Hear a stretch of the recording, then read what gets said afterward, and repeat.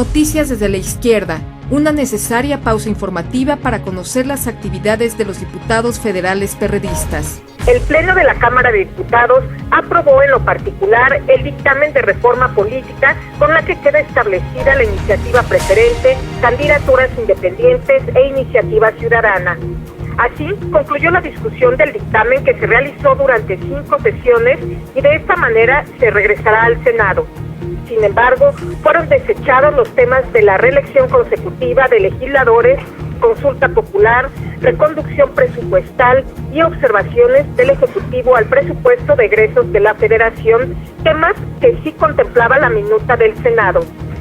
Se suprimió la cláusula de gobernabilidad en la Asamblea Legislativa del Distrito Federal y se avaló la sustitución del presidente en caso de falta absoluta, la toma de protesta del presidente en caso de que por cualquier causa no pueda tomar protesta ante el Congreso de la Unión y la ratificación de comisionados de órganos reguladores del Estado. Luego de 5 días de sesiones, se aprobó incluir 5 modificaciones de las reservas de dictamen que presentaron las comisiones de puntos constitucionales y de gobernación con opinión de participación ciudadana. Durante la sesión del viernes pasado, se sometieron a votación calificada 22 artículos de las 45 reservas presentadas, de los cuales 5 contenían modificaciones al dictamen y 17 se avalaron en los términos. El documento, avalado por esta soberanía, señala que los ciudadanos podrán iniciar leyes conforme lo establezca la Constitución. Corresponderá a los ciudadanos solicitar su registro como candidatos independientes ante la autoridad electoral. Para que se pueda presentar una iniciativa ciudadana, se deberá contar con el respaldo de 0.13% de la lista nominal de electores y no del 0.25%, como se consideraba en la minuta enviada por el Senado. Respecto de la consulta popular, se desechó con 215 votos a favor, 180 en contra y 2 abstenciones, al no alcanzar las 2/3 partes para su aprobación. La propuesta del PRI de incluir un artículo 4 transitorio al dictamen, que mediante una consulta popular en el tema de reelección de legisladores, fue desechada por 209 votos a favor y 187 en contra, porque tampoco reunió las 2/3 partes de los diputados presentes. El Pleno aprobó en términos del dictamen por 399 votos a favor, 66 en contra y 5 abstenciones, una adición al artículo 36, fracción tercera, que señala que son derechos de los ciudadanos votar en las elecciones y en las consultas populares. En materia de iniciativa preferente, el presidente podrá presentar 2 propuestas el día de la apertura de cada periodo ordinario de sesiones. Cada una deberá ser discutida y votada por el Pleno de la Cámara de Origen en un plazo máximo de 30 días naturales. No podrán tener carácter preferente las iniciativas de adición o reforma a la Constitución. De acuerdo con el dictamen, el Senado podrá ratificar los nombramientos del Ejecutivo de comisionados de los órganos reguladores del Estado en materia de telecomunicaciones, energía y competencia económica. Los diputados establecieron que en caso de falta absoluta del presidente, el secretario de Gobernación asumirá provisionalmente la titularidad del Poder Ejecutivo, en tanto el Congreso nombra al presidente interino o sustituto en un plazo máximo de 60 días. En caso de que por cualquier circunstancia el presidente no pudiera rendir la protesta ante el Congreso de la Unión, lo podrá hacer ante la Comisión Permanente, ante las mesas directivas de ambas cámaras y en última instancia ante el presidente de la Suprema Corte de Justicia de la Nación.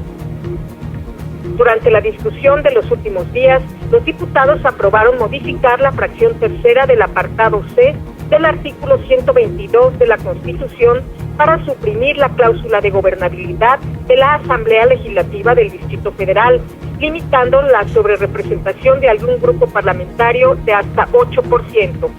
Las bancadas del PRD, PT y PAN se unificaron para frenar las propuestas que el PRI impulsó en la discusión de la reforma política en la Cámara de Diputados, que afirmaron vienen del grupo político de Enrique Peña Nieto. Las 3 fracciones votaron en contra de la redacción que el PRI empujó respecto de la consulta popular y al no obtener las 2/3 partes de los diputados presentes, es decir, la mayoría calificada, fue desechada la consulta popular. Respecto al tema de la consulta popular, el legislador perredista Alejandro Encinas afirmó que se enterró la simulación que existe acerca del tema. El coordinador del PRD, Armando Ríos Peter, expresó que no permitirán que el grupo de Peña Nieto en San Lázaro les pretenda imponer una visión sobre reforma política e ignore lo que otras fuerzas proponen. Incluso consideraron un despropósito de la reforma y una desfachatez que se obligara a un ciudadano a juntar más de 800,000 firmas para que se hiciera una consulta popular.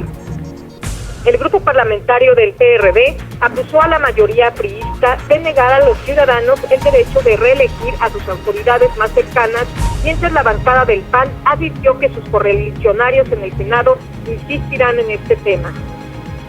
Las 5 sesiones maratónicas en un ambiente ríspido terminaron el viernes 4 de noviembre, con la discusión y votación en lo particular de la reforma política, la cual, para una gran mayoría de legisladores, quedó mutilada.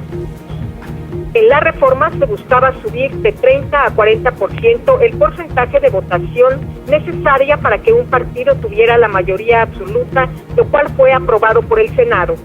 Sin embargo, los diputados perredistas rechazaron esta modificación y plantearon la derogación de la cláusula bajo el reclamo de que las otras fuerzas políticas no quisieron discutir una reforma política integral, y se planteó adoptar la fórmula que se aplica en la Cámara de Diputados en la distribución de diputaciones plurinominales.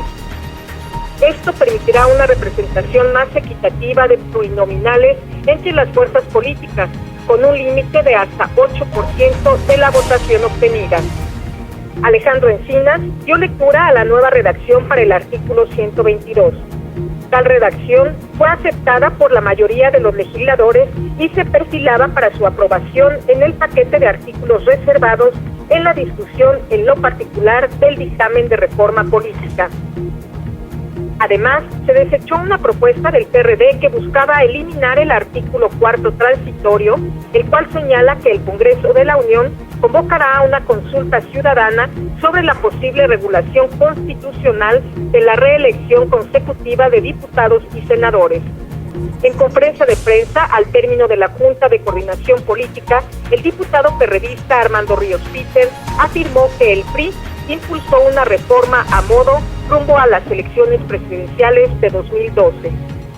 Para el diputado perredista Alejandro Encinas, esta reforma política que pretenden aprobar priistas no garantiza una transformación de las relaciones políticas del país, por lo que adelantó que no se dará modificación alguna.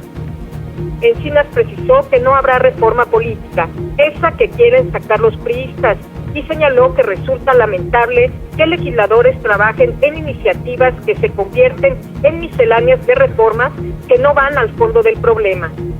Refirió que entre los pendientes de la reforma política están incluir como facultades del Congreso, aprobar el Plan Nacional de Desarrollo, ratificar a los integrantes del gabinete, que la figura de extrañamiento a los funcionarios sea vinculante y que el legislativo pueda aplicarles a estos el retiro del voto de confianza. Puntualizó que no incluye el funcionamiento de las 2 cámaras del Congreso durante todo el año, transparentar su gasto y rendición de cuentas, ni tampoco se fortalece en su función de contrapeso del Ejecutivo. La bancada del PRD en la Cámara de Diputados se pronunció contra la llamada cláusula de gobernabilidad para construir mayorías artificiales en el Congreso, impulsada por el PRI en el marco de la reforma política. El coordinador del proceso legislativo del PRD, José Luis Jaime Correa, consideró que aprobar la cláusula de gobernabilidad sería un regreso al autoritarismo.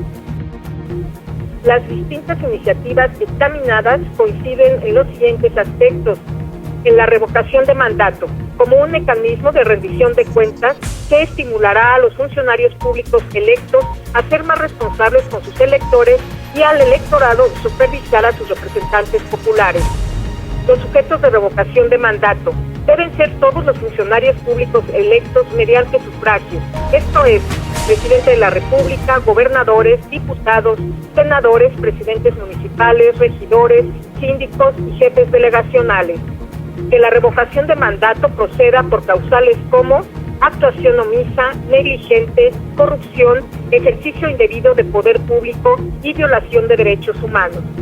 Que proceda a partir de la segunda mitad del periodo para el cual fue electo el funcionario público. Respecto de la solicitud de revocación, necesitará contar con requisitos mínimos previamente establecidos y que se someta a votación de los electores del distrito o circunscripción de que se trate. El jefe de gobierno del Distrito Federal, Marcelo Ebrard Casaubon, acudió a la Comisión de Presupuesto de la Cámara de Diputados a solicitar más recursos para la Ciudad de México porque en el proyecto de presupuesto de egresos de la Federación 2012 hay recortes por aproximadamente 7,000 millones de pesos. Marcelo Ebrard precisó que se requieren por lo menos 14,000 millones de pesos adicionales para atender los proyectos para la capital del país y mantener el ritmo de construcción de infraestructura que es fundamental para la ciudad. El jefe de gobierno indicó que a esta situación se suma un severo recorte en la partida destinada al Fondo Metropolitano, con lo que resultarían afectados todos los proyectos de la zona conurbada del Estado de México, como la rehabilitación del emisor central y del drenaje profundo, que sirve al Estado de México y a una parte del Estado de Hidalgo. Aclaró que la Conferencia Nacional de Gobernadores propuso aumentar de 20 a 23% los recursos que se destinan a los estados a través del Fondo General Participable, porque así se canalizarían más ingresos a las entidades federativas. Pero aclaró que en el caso del Distrito Federal el trato es inequitativo, porque aporta mucho y recibe poco.